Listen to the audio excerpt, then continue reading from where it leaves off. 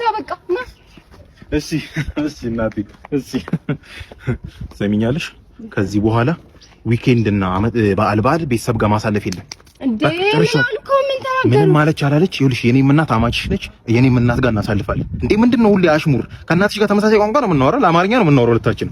በአንድ ሳምንት ከሳምንት በፊት እዚህ ቤት ነበርና አይደለ በአንድ ሳምንት ውስጥ እንዴ ልጅ እኮ ይኸውልሽ 2 ዓመት ታስቦ 9 ወር ተረግዞ ይመጣ አካል እኮ ነው ባንዴ ይወለዳል እንዴ ባባስ ልጅ አልወለዳችሁ አሬ ምስራች ታሰሙና ረወቀኝ ምንድነው እሷ ታሳድግ ይመስል ልጅ የምትለው እንዴ አባትሽስ ቢሆን እንዴ እሷ እኮ ለኛ አስበው ነው አይደል ምን